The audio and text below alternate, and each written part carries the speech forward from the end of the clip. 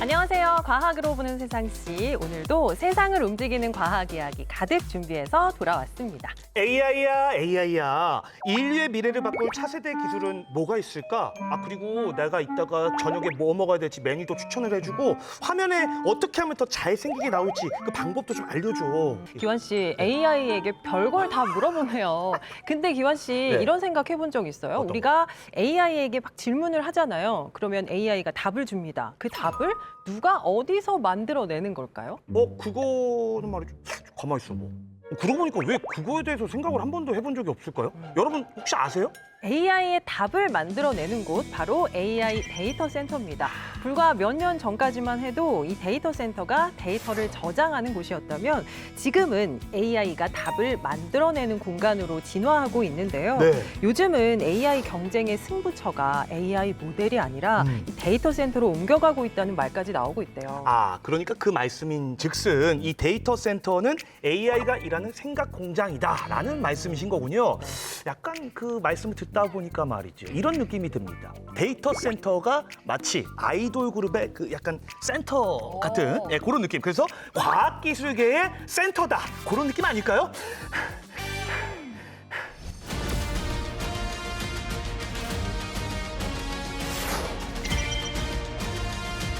AI 시대의 핵심 생산 기반이라고 볼 수 있습니다.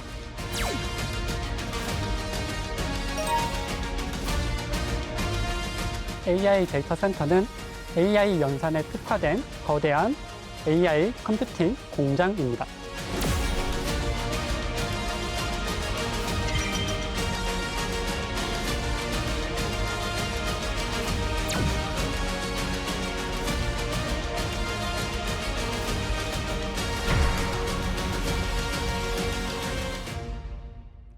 오늘 과학으로 보는 세상 시에서는 AI 시대 미래 산업의 성장 동력으로 주목받고 있는 데이터 센터에 대해서 알아보려고 하는데요. 그에 앞서서 함께해 주실 두 분부터 만나보겠습니다. 안녕하세요. 안녕하세요.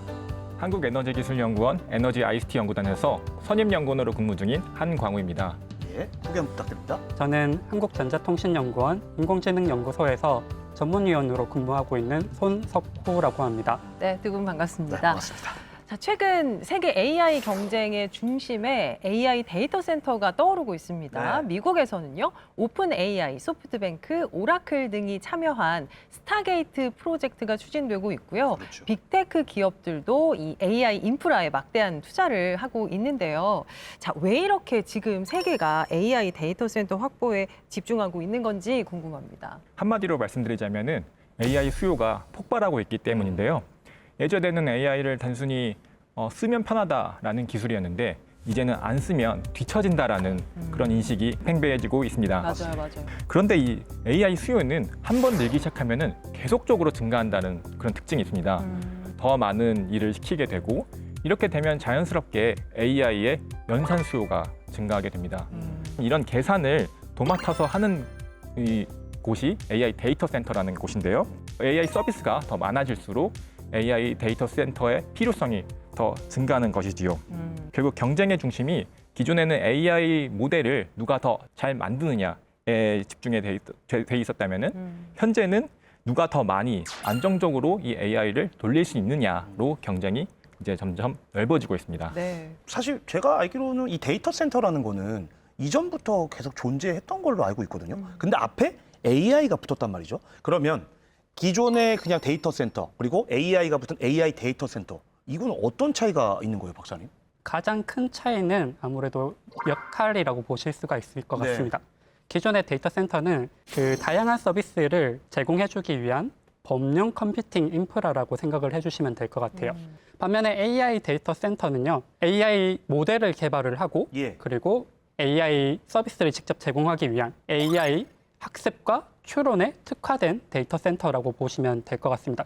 생성형 AI의 경우에는 사용자가 어떤 질문을 했을 때 그 질문뿐만 아니고 그 이전에 있었던 대화의 전체 맥락을 다 일일이 분석을 합니다. 그 이후부터 자연스러운 그 단어를 하나씩 이어붙이기를 해야 되는데 네. 그때 그 전체 그 맥락에서 내용들 전체를 모든 연관관계를 다 계산을 해가지고 답을 생성을 해내는 겁니다. 네. 그렇게 하다 보니까 이거는 일반적인 그 기존의 서버들로는 이제 처리를 할 수가 없습니다. GPU와 같은 전용 AI 가속기라든지 네. 고대역폭 메모리 그리고 초고속 네트워크까지 이렇게 모든 시설들이 다 들어와야 합니다. 그러니까 지금 기존 그 범용 데이터 센터들은 존재하고 있는 거고 AI 데이터 센터는 이제 별도로 또 추가로 만들어야 되는 그런 상황인 거죠. 네, 그렇게 보실 수도 있고요. 예. 어떻게 보면 기존의 범용 데이터 센터조차도 사실은 역할을 조금 바꾸면서 또는 역할을 겸용하면서 그 시설을 조금씩 더 늘려나갈 수도 있습니다. 기존의 데이터 센터가 다양한 서비스를 안정적으로 구동하기 위한 범용 데이터 센터라고 하면은 네. AI 데이터 센터는 AI 연산을 빠르고 효율적으로 제공하기 위한 전용 거대한 컴퓨팅 인프라라고 이해를 해주시면 될 것 같습니다. 네. 자, 그러니까 AI 데이터 센터가 단순히 서버를 많이 모아놓은 시설이 아니라 AI가 직접 일하는 공장이다라는 그렇죠. 말씀이신 것 같은데요. 자, 그렇다면 규모도 기존 데이터 센터보다 좀 훨씬 커야 되지 않을까라는 생각이 들거든요. 특히 AI 성능하고도 관련이 있는데요. AI의 성능 자체가 AI의 모델을 키우고 학습량을 많이 할수록 좋아지는 경향이 있다는 것이 드러났습니다. 그 이후부터 지금 모든 기업들, 모든 나라들이 지금 그 AI 모델의 크기를 키우기 위해서 연산들을 많이 해오고 있고요. AI 모델, 커진 AI 모델의 학습과 추론을 위해서 그것을 뒷받침해주기 위한 AI 데이터 센터의 규모도 커질 수밖에 없는 상황입니다. 그러니까 이제 규모도 중요하고 이제 그 기술적인 어떤 퀄리티도 굉장히 중요하다 이렇게 좀 봐야 될 것 같은데 단순히 기업 사업을 확장하는 수준을 넘어서서 국가 경쟁력을 조금 확보하는데 굉장히 중요하다고 저는 생각을 하거든요. 이렇게 보는 게 맞을까요? 예, 맞습니다. AI 데이터 센터는 이제 국가 전략의 인프라로 봐야 됩니다. AI를 얼마나 빠르게 개발하고 얼마나 많은 산업에 적용하고 그다음에 서비스를 안정적으로 운영할 수 있냐가 이제 데이터 센터의 역량에 달려있기 때문인데요. 그렇죠. 미국은 스타게이트 프로젝트처럼 대규모 투자를 일으켜서 이런 데이터 센터를 많이 지으려고 하고 있고요. 중국도 국가 주도로 컴퓨팅을 확충하고 있습니다.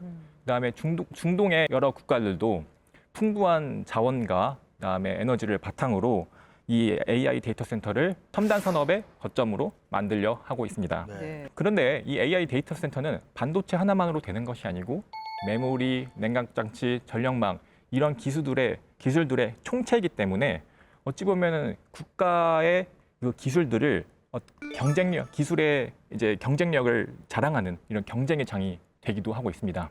만약에 이런 경쟁에서 뒤처지면은 AI 모델 개발 속도뿐만 아니라 산업 전반의 디지털 전환이나 AI 전환, 이게 DX, AX라고 하는데 이런 전환 속도 전체가 늦어질 수 있는 문제가 있습니다. 예를 들어서 자국 기업이나 연구기관이 연산을 위해 AI 데이터 센터가 필요한데 국내에 적기에 공급되지 못한다면은 해외 데이터 센터에 의존해야 되는 그런 문제가 있습니다. 그래서 AI 데이터 센터 경쟁은 단순히 이제 경쟁이 아니라 AI 산업의 산업 주도권 경쟁이라고 볼 수도 있겠습니다. 네. 이 AI 데이터 센터가 국가 산업에 갖는 의미는 저희가 어떻게 봐야 될까요? AI 데이터 센터는 이 국가 산업의 생산성을 좌우하는 그런 요소가 되겠습니다. 생산성. 예, 맞습니다. 예를 들어 제조, 의료, 금융, 그다음에 공공 서비스 이런 부분에서 생산성이 늘어날 수 있는데 AI 데이터 센터가 모자라면은 이런 현상에서의 병목이 될 수도 있습니다. 결국에는 이 AI 데이터 센터는 단순히 어떤 서버들을 한 건물에 많이 모아두는 그런 의미를 떠나서 AI 기술을 산업과 일상으로 연결하는 이런 핵심 기술, 핵심 기반이 되겠습니다. 이 인프라를 얼마나 적기에 효율적으로 공급하느냐가 이 앞으로 국가 경쟁력의 중요한 기준이 될 것입니다. 네. 자, AI 시대의 핵심 동력이 될 AI 데이터 센터 과연 어떤 구조로 운영되고 또 AI의 답은 어떻게 만들어지는 걸까요? 자, 지금은 바야흐로 AI 시대죠. 이 AI 시대에 빠질 수 없는 게 바로 AI 데이터 센터입니다. 그런데 그 AI 데이터 센터의 내부를 보신 분은 아마 없지 않을까 싶은데요. 오늘 저 김기환이 AI 데이터 센터의 내부를 여러분께 공개하도록 하겠습니다. 가시죠.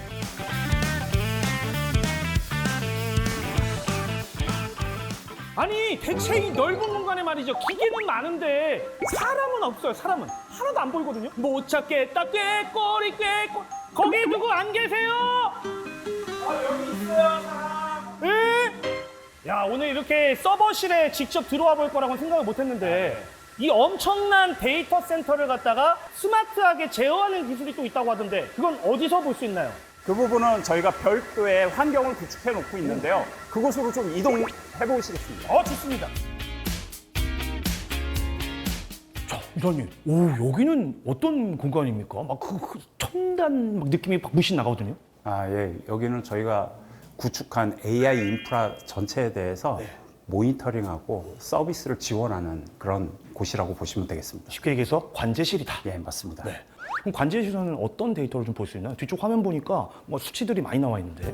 현재 여기에 있는 전체 인프라에 대해서 이 인프라가 건강한지, 건강하지 않은지를 계속적으로 24시간 모니터링하는 곳이라고 보면 되고요. 때에 따라서는 거기에 문제가 생겼을 경우 그거에 대한 임시적인 조치 또는 대응 이런 것들을 해나가고 있습니다. 아, 아까 처음 만나 뵀던 그 공간 있잖아요. 네, 서버실. 제일 궁금한 공간은 바로 그곳이거든요. 아, 서버실이요? 거기, 예, 거기 다시 한 번만 좀 가볼 수 예, 있을까요? 예, 서버실로 가보겠습니다. 예, 좋습니다. 이렇게 은밀하게 들어가야 되는 거 아닙니까?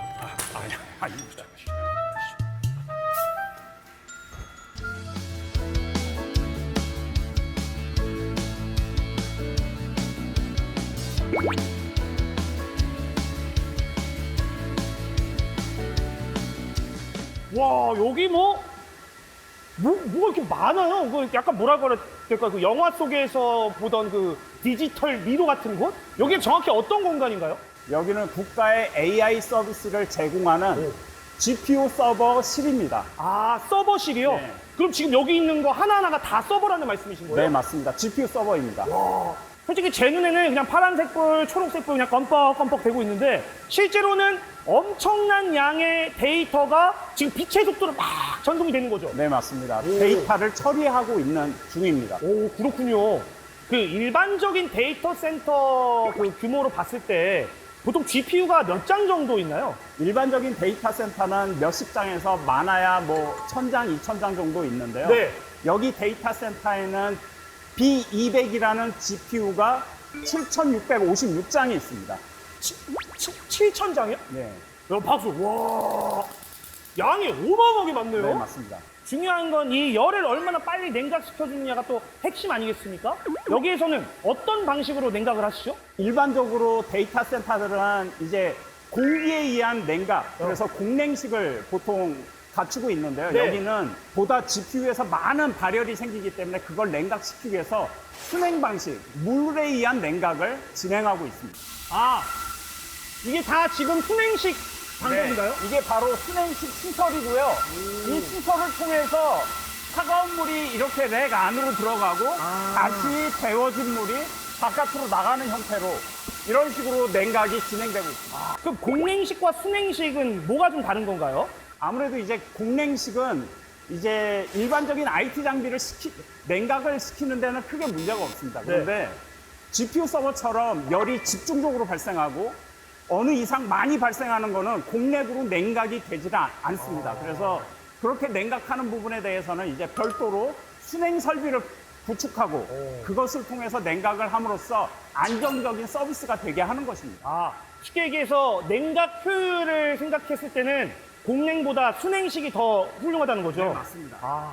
제가 말이죠, 방금 전에 이야, 진짜 어마어마한 그 장치들, 하드웨어들 보고 왔는데 여기 오면은 그 하드웨어들을 스마트하게 제어하는 기술을 또 볼 수 있다고 해서 왔거든요. 어떤 기술입니까? 데이터 센터에 이런 하드웨어 인프라를 아무리 잘 지어도요, 이걸 제대로 관리하고 효율적으로 운영하지 못하면 아무 소용이 없거든요. 그렇죠. 그래서 여기 숨어있는 지금 소프트웨어 기술인 저희 CMP 솔루션을 이런 복잡한 AI 자원들을 손쉽게 핸들링할 수 있도록 돕고 있는 아주 똑똑한 플랫폼을 오늘 보여드리도록 하겠습니다. 그게 지금 이런 화면이라는 거죠. 네, 맞습니다. GPU의 사용량이나 전력 사용량이나 그리고 메모리 온도 등을 실시간으로 확인할 수 있도록 그리고 장비가 과열되지 않고 성능이 떨어지기 전에 미리 대응할 수 있도록 이런 하나하나만 해서 저희가 모니터링을 지금 보여드리고 있습니다. 그러니까 이제 굳이 서버실로 관리자가 직접 들어가지 않아도 이 자리에서 이 데이터 센터 전체를 갖다 실시간으로 제어할 수 있다는 거죠. 아까도 보셨겠지만 저희 데이터 센터에는 수많은 서버가 선반처럼 생긴 오. 덱에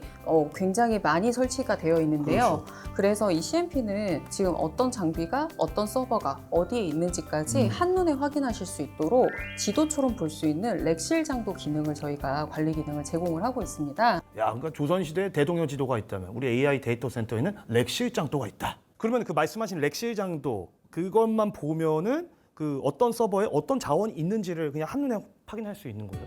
네, 맞습니다. 그래서 CMP는요, 이 AI 데이터 센터의 이런 성능이라든지 자원이라든지 이런 장비 상태들을 하나의 화면에서 통합 관리할 수 있도록 저희 운영자가 좀 더 빠르고 좀 더 효율적으로 관리하실 수 있도록 저희가 지원하고 있는 이런 관제 솔루션이라고 보시면 됩니다.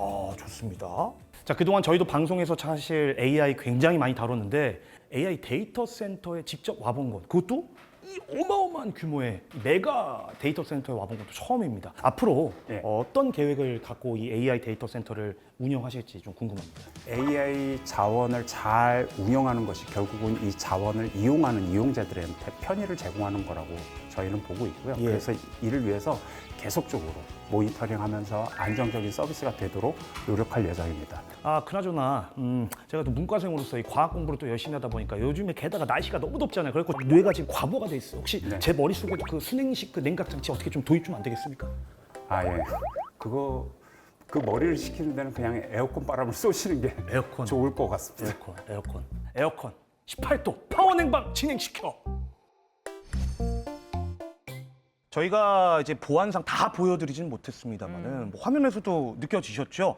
실제로 가봤더니 정말 엄청난 양의 서버와 또 AI 반도체가 이 동시에 연산 작업을 하고 있더라고요. 일단 그 규모에 또 한 번 놀랐는데 더 놀라웠던 거는 이제 거기에 들어간 냉각 기술, 그다음에 보안도 엄청 철저했거든요. 네. 그다음에 운영하는 그 수준 자체가 이거는 뭐 제가 이제까지 봤던 그 과학 기술과는 정말 잽이 안 된다. 어나더 레벨이다. 첨단 기술의 거의 뭐 집약체, 백화점이다. 뭐 이런 느낌까지 들었습니다. 예, 예. 진짜 뭐 우리 시청자 여러분들 그리고 저의 궁금증을 기원 씨가 또 직접 가서 또 확 풀어주고 왔습니다. 네. 고맙습니다. 네. 예. 자, 우리가 생성형 AI에 이제 질문을 하면요, 뭐 몇 초, 수초 안에 저 답을 받을 수가 있잖아요. 맞아요. 이게 모두 AI 데이터 센터가 신속하고 정확하게 연산을 한 덕분이라고 합니다. 자, 손 박사님. 그 짧은 시간 안에 이제 답을 만드는 과정 좀 궁금하더라고요. 사용자가 이제 질문을 입력을 하면은 그 질문 자체를 AI가 연산이 가능한 형태로 잘게 쪼갭니다. 이렇게 잘게 쪼개는 걸 보통 저희는 토큰이라고 하는 표현을 이제 쓰고 있어요. 예. 말의 조각 같은 거라고 생각하시면 될 것 같습니다. 이후에는 AI가 그 답변을 생성하기 위해서 크게 두 가지 단계를 거칩니다.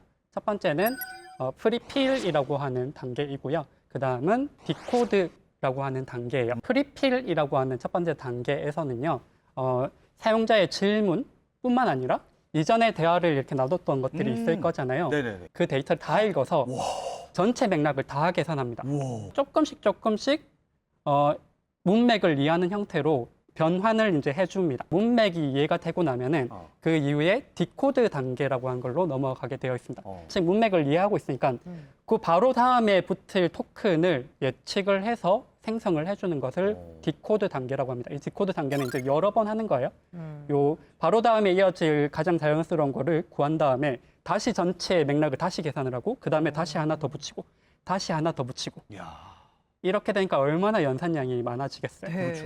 네, 그래서 이게 정말로 복잡한 연산이 한쪽에서는 일어나게 됩니다. 뭐 예를 들면은 이런 식이에요. 우리나라의 수도는 어디야? 라고 이렇게 물어보면은 프리필 단계에서는 제가 우리나라라는 표현을 썼는데 대화 중에서 이제 또는 제가 한글을 썼기 때문에 이게 대한민국이라는 거를 얘가 이해를 먼저 해야 합니다. 그렇죠. 이 문맥을 이해한다는 거는 이거를 조금씩 변환을 해가지고 얘가 이해하는 형태로 바꿔주는 거예요. 그래서 대한민국의 수도를 물어보는 것 같다라고 이제 이해를 하고 있는 거죠. 그 다음에는 이제 가장 자연스러운 단어, 뭐 보통은 뭐 이런 거겠죠. 다시 이제 보통은 반복을 하죠. 대한민국. 이 하나의 토큰으로 바로 붙을 수가 있습니다. 그렇게 하고 나면은 그 다음에 또 뭔가 더 붙어야 되겠죠. 다시 전체를 계산을 해요. 상관관계를 계산해요. 다음에 붙을 건 보통 뭐 대한민국의 의. 수도는 하고 물음표까지. 예. 서울입니다. 네. 예. 하고 마침표까지 아. 생성을 해야 되는 거예요. 이 과정이 디코드 과정이라고 하고 이렇게 하나씩 계속해서 이제 생성을 하는 그런 과정을 이제 거치게 됩니다. 아마 그 챗GPT를 이제 써보셨으면은 네. 질문을 했을 때 이렇게 답변이 한 번에 팍 하고 나오는 게 아니라 이렇게 조금씩 이렇게 나오는 마치 사람이 말하듯이 네. 나오는 걸 보셨을 건데요. 네. 이게 사실은 자연스럽게 표현하려고 하기보다는 이 디코드 메커니즘, 이 AI 모델의 메커니즘과 사실은 관련 있는 거라고 이해를 해주시는 게 좋을 것 같습니다. 이러한 핵심 계산은 AI 데이터 센터 내부의 GPU와 AI 가속기를 통해 가지고 모두 다 이루어집니다. 근데 하나의 장비가 모든 계산을 또 다 해주는 것이 아니라요. 여러 장비가 또 들어와가지고 이 장비들이 마치 하나의 장비인 것처럼 연산을 처리를 해줘야 됩니다. 그러니까 우리가 몇 초 만에 이제 답변을 받는다라고 말씀을 해주셨는데 네네. 그 몇 초 안에도 AI 데이터 센터 내에서는 굉장히 복잡한 연산들이 일어나고 있는 거라고 이해를 해주시면 좋을 것 같습니다. 그러니까 얼마나 많은 전력이 필요하겠어요. 그러니까요. 뭐 한 명만 있는 것도 아니고 전 세계 지구인들이 만약에 다 사용한다고 하면 와, 이거 제 머리로는 도저히 상상이 안 갑니다. 자, 어쨌든 이 AI가 답을 만든다는 거는 기존에 뭐 저장된 답을 끌어오는 게 아니고 그때마다 매번 계산을 해서 답을 준다는 얘기인 건데 그 AI 데이터 센터 또 얘기할 때 우리가 많이 쓰는 단어 중에 하나가 이제 학습이랑 추론이 있잖아요. 이거는 좀 구체적으로 어떻게 좀 다릅니까? 우선 학습은 하나의 되게 거대한 수식 자체를 만드는 일이라고 생각하실 수도 있을 것 같아요. 입력값을 넣으면 출력값이 나오는 수식이 있잖아요. 거기에 이러한 뭐 대화라든지 이런 것들을 이해할 수 있도록 수식을 만드는 작업이 학습이라고 보시면 될 것 같습니다. 네. 반면 추론의 경우에는 이 학습을 마친 AI가 답변을 생성해내는 과정이라고 보시면 될 것 같습니다. 학습을 통해서 하나의 큰 계산식을 만든다고 말씀을 드렸는데요. 네. 이 계산식에 입력값을 대입해서 출력값을 얻는 게 어떻게 보면은 추론이라고 생각하실 수 있을 것 같아요. 뭐 이게 그럼 계산이라고 부르면 되지 않냐 이렇게 생각하실 수도 있는데 굳이 추론이라는 그 어려운 말을 좀 써야 되는 이유가 있을까요? 지금 챗GPT에도 이렇게 했을 때 예전에 할루시네이션이라는 표현들을 많이 들어보셨을 네네네. 건데요. 네. 그럴싸하게 거짓말을 잘 하거든요. 맞아요. 깜빡 속아요. 진짜. 예. 그래서 이게 정답을 만들어내는 것이 아니라 가장 자연스러운 말을 생성해내는 거기 때문에 저희가 이거를 명확하게 계산한다라고 표현을 하지 않고 추론한다는 표현을 썼던 겁니다. 추론 수요가 늘어난다는 거, 결국 AI 데이터 센터가 쉬지 않고 돌아가야 한다라는 뜻이기도 하겠는데요. 이 인프라 관점에서 보면 AI 서비스가 늘어날수록 이제 가장 부담되는 거, 가장 먼저 떠오르는 건 저는 전력 같거든요. 네, 맞습니다. 정확하게 짚으셨는데요. 필요한 전력을 공급할 인프라가 늘어나는 게 맞습니다. 이용자가 늘수록 전력 수요가 늘어나고요. 근데 전기를 많이 쓰면은 당연히 거기서도 발열도 같이 증가하게 됩니다. 그렇죠. 전력 수요가 늘어난다면은 무엇을 해야 되냐면은 발전 설비까지 같이 늘려줘야 됩니다. 전기를 공급하는 전력망이 또 필요하고요. 그렇죠. 데이터 센터에서 원하는 레벨에 맞게 좀 조절해주는 변전 설비가 필요로 하게 됩니다. AI를 연산을 하다 보면은 열이 많이 발생하게 되는데 그 냉각. 열을 빨리 제거해주는 냉각 장치도 필요하게 되는 것이죠. 이런 인프라가 종합적으로 같이 또 증가하는 문제가 있습니다. 두 번째 문제는 이제 운영 안정성인데요. 전기가 들어오지 않을 때 바로 공급할 수 있는 UPS라고 하는 무정전 전원 공급 장치가 즉각적으로 전기를 공급을 하고요. 야. 또 혹시 모를 이제 데이터 소실이나 이런 것이 있을 수 있기 때문에 백업 체계까지 완벽하게 갖춰져야 되는 것이죠. 그래서 AI 수요가 증가하면은 AI 데이터 센터에서의 부담은 이런 인프라를 추가적으로 관계되는 인프라를 같이 확충해야 되는 것들이 있고 그다음에 이것들을 안정적으로 운영해야 되는 그런 종합적인 솔루션이 필요합니다. AI 데이터 센터를 AI 시대의 공장이라고 표현을 하잖아요. 그렇다면 이 공장을 움직이는 핵심 기술은 무엇인지, 이게 단순히 GPU만 확보한다고 되는 건 아니죠. AI 모델은 이제 방대한 데이터를 처리하면서 수많은 계산을 반복을 하는데요. 여기서 이제 연산을 담당하는 GPU가 있고요. 그다음에 데이터를 빠르게 공급하는 고성능 메모리, 그다음에 장비 사이를 연결하는 초고속 네트워크가 함께 필요합니다. 여기에 장비를 안정적으로 운영하는 소프트웨어와 이제 열을 관리하는 냉각 기술이 결합되어야 합니다. AI 데이터 센터의 경쟁력은 특정 장비 하나가 아니라 전체 시스템을 얼마나 효율적으로 설계하고 운영하느냐에 따라 달려 있습니다. 제가 뭐 실제 현장에도 다녀왔습니다만은 거기서 배운 거로는 이제 공냉식이 있고 순냉식이 있는데 딱 간단하게 한번 또 설명을 해주시고 이거 말고 또 다른 냉각 방식이 있는지도 좀 궁금합니다. AI 데이터 센터는 GPU와 같은 이제 연산을 많이 하는 칩들이 이제 고밀도로 들어가 있는데요. 그렇죠. 그러다 보니까 아무래도 전력 사용량이 많고 전기를 많이 쓰니까 자연스럽게 열도 비례해서 많이 늘어나게 됩니다. 예. 그래서 이 열을 어떻게 식히는지가 굉장히 중요한데요. 네. 말씀해 주셨던 것처럼 기존의 데이터 센터는 공냉식이 많이 활용됐었습니다. 에어컨이랑 비슷합니다. 그렇죠. 예. 예, 찬바람을 불어넣어서 이제 식히는 건데요. AI 데이터 센터를 가보셔서 아시겠지만 굉장히 빽빽하게 들어차 있고 거기에 어떻게 공기를 이제 밀어 넣어 막 이런 문제도 있죠. 맞아요. 그래서 요즘에는 어떻게 하냐면은 칩 근처에 냉각 수로. 수로 맞습니다. 네. 수로도 설치하고 냉각판 집 근처에 냉각판을 붙여서 거기에 유체를 흘려 보내서 열을 직접 빼내고 있습니다. 이 방식을 직접 칩 냉각 방식이라고 하는데요. 네. 엔비디아 최신 GPU에도 이런 기능들이 탑재되어서 이제 운영이 되고 있습니다. 네.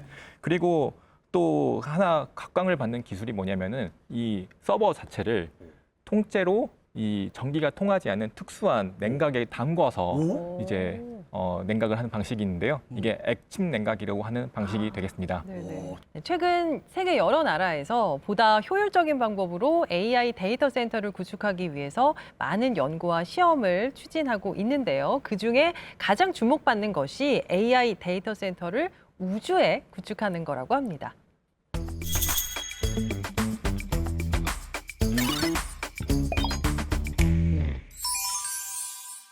여러분, 앞서 데이터 센터가 내뿜는 어마어마한 열, 그리고 그걸 식히는 데 들어가는 전기와 물 이야기를 나눴었죠. 그런데 일론 머스크는 아예 이걸 우주로 보내겠다고 합니다. 2025년 가을 스페이스X가 우주 데이터 센터를 만들겠다고 선언했고 최근에는 폭 70m 태양전지판을 단 위성 설계까지 공개했는데요. 물론 아직 한 대도 올라가지는 않았습니다.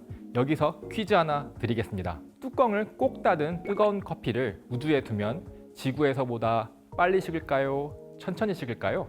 우주는 영하 270도니까 순식간에 얼 것 같죠? 정답은 훨씬 천천히 식는다입니다. 사실 우주는 춥기만 한 곳도 아니에요.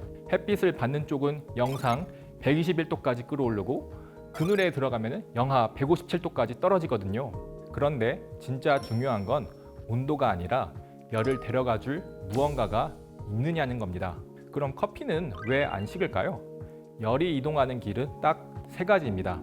뜨거운 국에 숟가락을 담그면 손잡이까지 뜨거워지는 게 전도, 에어컨 바람처럼 공기가 열을 실어 나르는 게 대류, 모닥불 앞에 서면 공기를 거치지 않아도 얼굴이 따뜻해지는 게 복사죠. 그런데 우주는 진공이라 공기가 없습니다. 대류라는 길이 아예 끊겨 있습니다. 컵 주변에 열을 데려가 줄 공기가 없으니 열이 갈 곳이 없는 것입니다. 보온병을 떠올려 보세요. 이중벽 사이의 진공이 열이 빠져나가는 걸 막아서 물이 오래 뜨겁죠. 우주가 바로 그 거대한 보온병입니다. 남은 길은 복사, 그러니까 빛의 형태로 열을 내보내는 것뿐입니다. 그래서 우주에서 열을 식히려면 거대한 방열판이 필요합니다.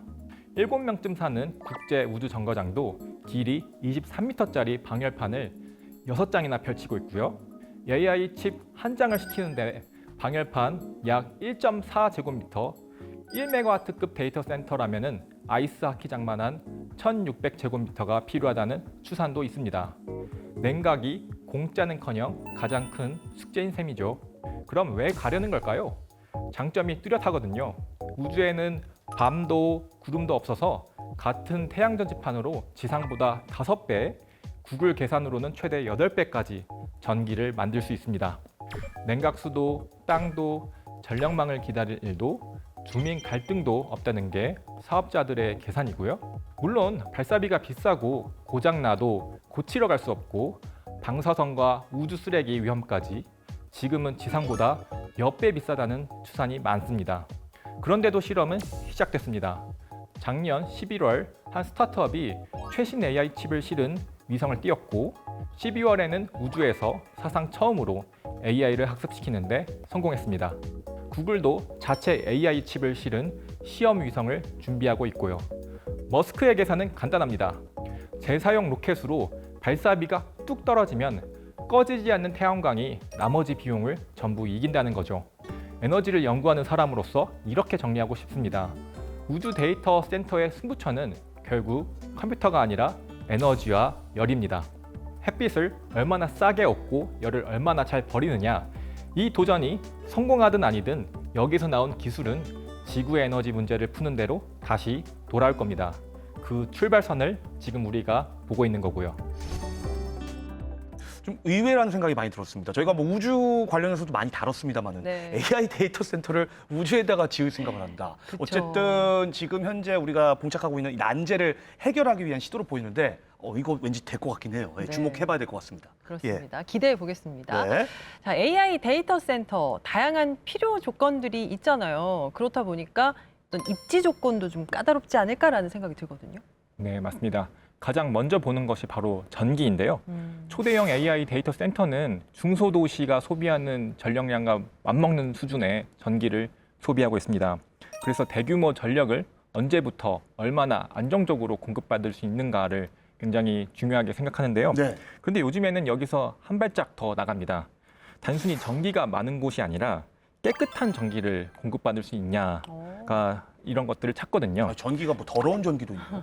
네, 이게 왜 그러냐면 AI를 돌리다 보면은 이제 탄소가 많이 발생하거든요. 아. 기존의 에너지 발전원이 이제 화석연료 기반의 아. 석탄 화력이나 요즘에는 LNG 발전 이런 것들로 많이 발전을 해서 이제 전기를 공급하기 때문에 거기서 나오는 탄소가 이제 지구를 안 좋게 하고 그쵸. 이런 것들이 이슈가 돼서 글로벌 기업들이 재생에너지로 채우라는 압박을 받습니다. 네. 대표적인 이니셔티브가 RE100인데요. 글로벌 대기업들은 이거 RE100을 달성하기 위한 큰 압박을 받고 있습니다. 근데 문제는 태양광이나 풍력이 이제 해와 바람에 따라 들쭉날쭉하다는 것이죠. 그래서 데이터 센터는 안정적인 에너지 공급을 받아야 되는데 이런 간헐성이 문제가 됩니다. 그래서 ESS 에너지 저장 장치와 같은 이런 장치들이 전기가 조금 남을 때는 충전을 했다가 모자랄 때 공급을 해서 이런 재생에너지의 간헐성을 이제 담보해주는 그런 버퍼해주는 이런 역할을 하기도 하고요. 그 다음에 원자력 발전, 이제 원전은 이제 일정한 전기가 안정적으로 나올 수 있는 그런 특징이 있는데요. 이것이 재생에너지와 믹스돼서 기저로 깔려서 공급이 되게 됩니다. 그래서 결국에는 재생에너지, ESS, 원전 같은 전원을 어떻게 조합을 해서 이제 깨끗하게 공급하느냐, 이게 입지의 핵심이자 사실 제가 연구하고 있는 분야이기도 합니다. 그 전기 다음이 이제 물과 냉각인데요. 그렇죠. 그 많은 전기가 결국 거의 다 열로 바뀌거든요. 이 열을 식히려면 냉각 설비가 필요하고 현재 대부분은 이제 물로서 이제 이것을 냉각을 하고 있는데 그래서 여기에 물도 굉장히 넉넉해야 되는 상황이 되겠습니다. 근데 마지막이 이제 사람과 지역 문제가 되겠는데요. 전력과 물을 많이 쓰다 보니까 우려의 목소리가 있습니다. 요즘에는 지역에 이제 지자체별로 큰 데이터 센터가 들어온다 하면은 오히려 반기죠. 반기는 경우가 많이 있습니다. 그런데 오히려 더 큰 과제가 이제 생겼는데요. 뭐죠? 데이터 센터에서 일할 전문 인력분들이 지방으로 내려가셔야 되는데 네네. 그걸 잘 안 내려간다라고 하시는 것이죠. 쉽진 않죠. 그래서 이 분들이 같이 살 만한 교육이나 주거, 의료 환경 같이 이런 걸 개선해 주는 것을 정주 여건이라 하는데요. 이런 국가에서는 이제 정주 여건을 데이터 센터와 함께 같이 마련해 주는 것을 큰 과제로 삼고 있습니다. 자, 근데요. 가장 큰 부분 전력과 입지가 해결된다고 해도 또 장비 확보가 또 다른 문제가 될 것 같거든요. 사실 이제 섭섭한 특히나 질문이다. 이제 고성능 GPU 같은 경우 전 세계적으로 수요가 몰리고 있다고 하잖아요. 지금 굉장히 큰 경쟁들이 일어나고 있는 것이 맞는 상태이고요. 가장 초고성능 GPU만을 확보하는 게 정답은 아니라고 보시면 좋을 것 같습니다. 어떤 작업에는 대규모 학습이 필요해서 초고성능 GPU가 필요하기도 하지만 어떤 작업, 특히 이제 추론이라고 하는 작업에서는 이런 범용 GPU보다도 전용 가속기, AI 가속기가 더 효과적인 경우도 많습니다. 이러한 장비들을 어떤 식으로 잘 구성할 수 있을지 목적에 맞춰서 장비를 잘 확보를 하고 선택하고 확보하고 효율적으로 또 배치를 하고 안정적으로 운영해야 된다고 생각해 주시면 좋을 것 같습니다. 자, 과학으로 보는 세상시 오늘 AI 시대의 핵심 인프라, AI 데이터 센터에 대해서 다양한 이야기 나누고 있습니다. 자, 이제 우리나라의 현재 상황을 좀 짚어보려고 하는데요. 네. 세계적으로 AI 데이터 센터 경쟁이 본격화되고 있습니다. 우리나라도 정부와 민간에서 움직임이 나오고 있는데요. 2026년 현재 우리나라의 AI 데이터 센터 준비 상황 어느 정도라고 볼 수 있을까요? 정부가 지난 6월 29일에 반도체, 피지컬 AI 데이터 센터를 3대 메가 프로젝트로 묶어서 발표를 했습니다. AI 데이터 센터만 보면은 1단계에서는 2029년까지 8.4기가와트를 공급하기로 했는데요. 이 규모가 어느 정도냐면은 원자력 발전소 8기 정도가 되겠습니다. 이 8기 정도를 데이터 센터에 전부 공급하는 그런 규모의 이제 전력이 되겠습니다. 네. 투자 유치를 포함한 계획 규모가 자그마치 550조 원이고요. 네. 그다음에 이 계획을 2035년까지 또 연장을 한다면은 총 18.4기가와트로 확대된다라는 구상이 있습니다. 그런데 중요한 것은 정부가 이 속도전을 확실히 인지하고 있다라는 신호가 있습니다. 지난 5월에는 AI 데이터 센터 특별법이라는 것이 국회를 통과했는데요. 네네. 원래 데이터 센터 하나 지으려면은 여러 부처의 인허가를 받느라 굉장히 많은 시간이 소요됐습니다. 이걸 창구로 하나로 모으고 이제 관계 기관이 정해진 기간 내에 의견을 안 내면은 인허가가 처리된 것으로 보는 타임아웃제를 이제 시작했습니다. 네. 그다음에 비수도권의 일정 규모 이하 데이터 센터는 AI 데이터 센터는 전력 개통 영향 평가라는 이 까다로운 조건들도 이제 면제를 해줬고요. 그러니까 시간을 잡아먹던 규제를 정부가 직접 걷어내기 시작했습니다. 정부의 네. 의지가 느껴지네요. 네, 맞습니다. 네네. 일단 우리나라는 뭐니 해도 반도체, 그다음에 통신망 굉장히 강하잖아요. 이 AI 데이터 센터 경쟁에서 우리 한국만이 갖고 있는 강점이 있다면 뭐가 있을까요? 네, 말씀 주신 것처럼 이 역시 반도체, 메모리 반도체가 큰 강점인데요. 네. 이것을 이제 수치적으로 좀 말씀드리자면은 우리나라가 전 세계 HBM의 약 80%를 공급하고 있습니다. 이 HBM은 GPU나 전용 AI 가속기에 데이터를 초고속으로 공급하는 그런 역할을 하게 되는데요. 핵심적인 메모리를 우리가 공급한다라는 것이 되겠습니다. 이 데이터 센터는 반도체만으로 되는 것이 아니라 이제 전력 설비, 냉각, 통신, 네트워크 그렇죠. 이렇게 다 얽힌 복합 시설이거든요. 예. 우리나라는 반도체 공장 같이 초대형 설비를 지어서 운영하는 노하우가 아주 잘 돼 있고요.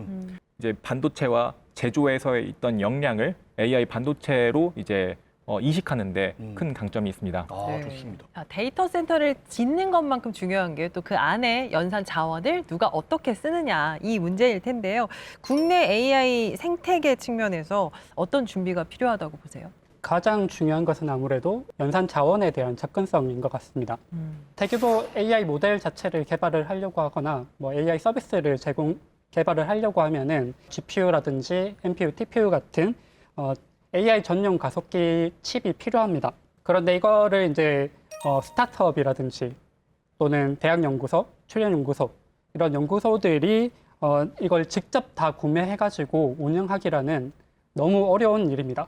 그래서 이제 국가 AI 데이터 센터라든지 또는 민간 AI 데이터 센터, 클라우드들의 경우에는 지금 연구를 하는 그리고 빨리 이제 AI 기술을 개발을 해야 되는 그런 기업과 연구자들에게 필요한 연산 자원을 필요할 때마다 빌려서 쓸 수 있는 그런 구조 자체를 이제 만들어야 된다고 생각을 합니다. 예. 또 하나는 이제 국산 AI 반도체라든지 하드웨어 기술들이 이제 많이 있거든요. 그런 기술들뿐만 아니고 소프트웨어 기술들 자체도 저희가 실제 AI 데이터 센터 내부에 들어가서 실증, 검증을 할 수 있어야 한다고 봅니다. 결국 데이터 센터 자체는 단순히 장비를 빌려주는 공간이 아니라 새로운 AI 모델과 그리고 저희가 만드는 반도체들, 소프트웨어가 실제 환경에서 시험되고 성장하는 그런 플랫폼이 되어야 된다고 생각합니다. 이번에는 좀 기술 생태계 관점에서 좀 질문을 드리고 싶은데, 물론 방금 박사님 그 답변 말미에 조금 그 답이 나와 있던 것 같아요.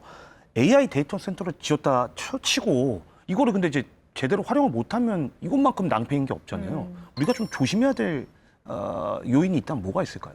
네, 사실 여러 가지 병목들이 있습니다. 참 이게 쉽지 않은 일인데요. 네. 아무래도 첫 번째는 이제 핵심 장비에 대한 해외 의존도라고 볼 수가 있을 네. 것 같습니다. 네. 단기적으로는 빨리 대체하기가 쉽지는 않을 것 같아요.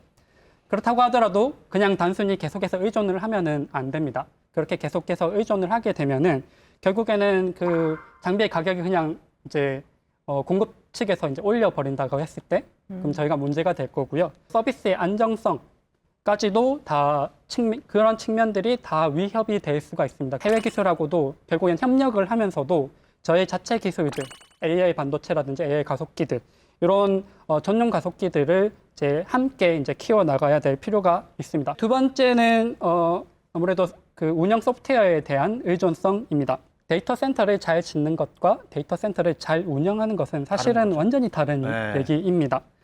수많은 GPU가 있을 텐데 그것을 효율적으로 관리하고 운영하고 학습 추론은 어떻게 나눌 것이며 데이터 처리는 어떻게 할 것인지 이제 그런 부분들이 다 사실은 소프트웨어 기술이 필요하고 굉장히 고수준의 소프트웨어 역량들이 필요합니다. 네. 소프트웨어도 외산에 의존할 수 있습니다. 그리고 오픈소스라고 하죠. 전 세계에 이제 오픈소스로 열리는 것을 그냥 단순히 가져와서 의존해서 이제 탑재해서 쓸 수도 있습니다. 근데 이걸 계속해서 의존적으로 쓰게 되면은 사실은 정말로 문제가 생겼을 때 그것을 해결할 수 있는 사람이 별로 없을 수가 있고요. 그리고 우리나라 상황에 맞는 우리나라 장비에 맞는 그런 이제 최적화되어 있는 소프트웨어를 만들어내지 못할 수가 있습니다. 네. 그래서 단순히 이 소프트웨어도 이제 그냥 가져다 쓰는 수준을 넘어서 우리가 핵심 기술을 이해하고 그리고 개발하고 어떻게 보면은 리딩을 해 나갈 수 있어야 한다고 생각합니다. 마지막으로 AI의 기술 변화에 대해서 굉장히 민감하게 파악을 하고 그리고 그 기술에 대한 수요도 민감하게 받아들여야 될 필요가 있습니다. 이렇게 말씀을 드리는 이유는 AI 기술 자체가 지금 굉장히 빨리 바뀌고 있어요. 너무 빨라요. 맞습니다. 네. 일반인들도 지금 느낄 정도로 AI 기술, 사실은 서비스로 받아들이시고 계시겠지만 그렇죠. 네, 네. 그런 것도 또 계속해서 빨리 바뀌고 있는 거죠. AI가 처음에 이렇게 나왔을 때는 그 학습 역량이 되게 중요했어요. 챗GPT 처음에 이제 오픈이 됐을 때는 그 서비스를 제공해주기 위해서 굉장히 많은 GPU를 썼다고 얘기를 했습니다. 그래서 초고성능 GPU가 한때는 되게 각광을 받았었는데요. 근데 지금 불과 몇 년 사이에, 1, 2년 사이에 이 수요 자체가 학습이 아니라 실제로 AI 서비스를 제공해주는 추론 쪽으로 넘어왔습니다. 최근에는 또 AI 에이전트 기술이 갑자기 확 커져가지고 그걸 쓰고자 하는 수요들이 계속해서 늘어나고 있습니다. 예. AI 에이전트를 제공해 주려면 CPU까지도 필요한 상황이에요.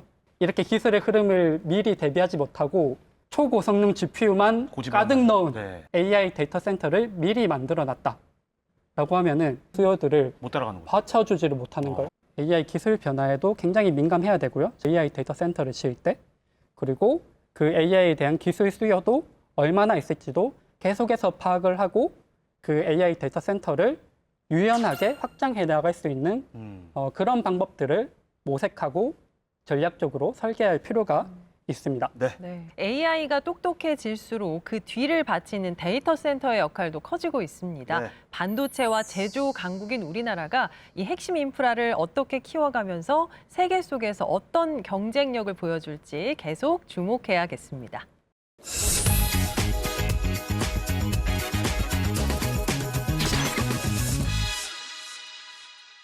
세상의 모든 과학을 파헤치는 과학을 가장 사랑하는 나 김기환. 나만 믿고 보시라. 그렇다면 이 세상의 모든 과학을 이해할 수 있으리니 하하하하.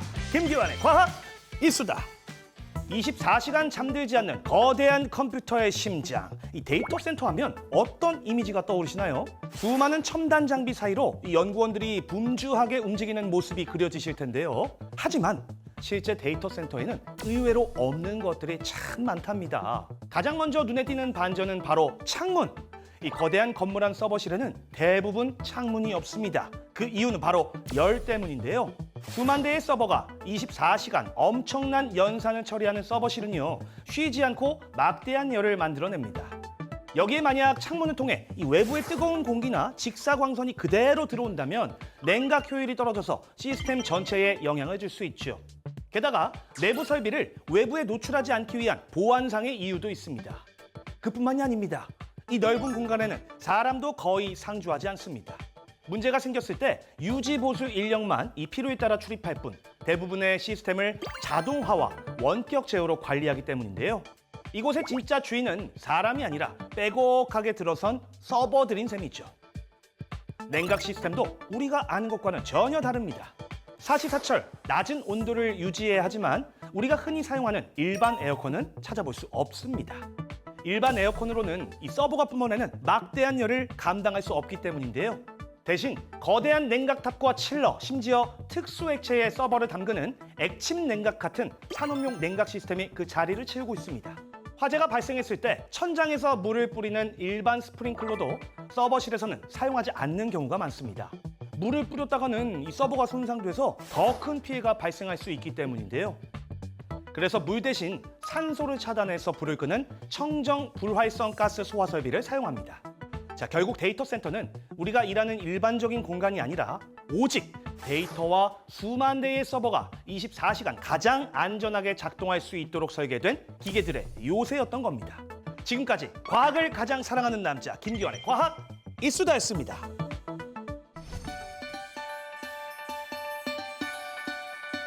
과학으로 보는 세상시 오늘은 AI 데이터 센터에 대한 다양한 이야기 함께 나눠봤습니다. 제가 방송계의 센터라면 AI 데이터 센터는 과학계 센터겠죠. 야호! 네, 저희 둘의 맹활약 앞으로 큰 기대 부탁드리겠습니다. 기대하겠습니다.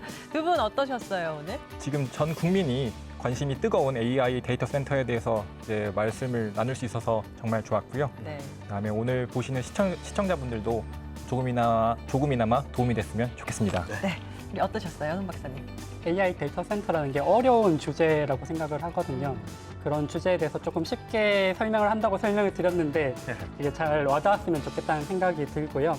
그리고 이제 AI 데이터 센터에서 AI 인프라에 대한 연구들도 저희가 핵심적으로 많이 진행을 하고 있으니까 이런 부분들에 대해서도 조금 더 관심을 가져주시면 좋겠다는 말씀을 드리고 싶습니다. 네. 감사합니다. 요즘 가장 핫한 분야 함께 나눠주셔서 고맙습니다. 네. 네, 저희는 다음 시간에도 유익한 과학 이야기 가지고 찾아오겠습니다. 과학이 보인다. 과학이 즐거워진다. 스치기만 해도 당신은 과학 전문가. 과학으로 보는 세상. See.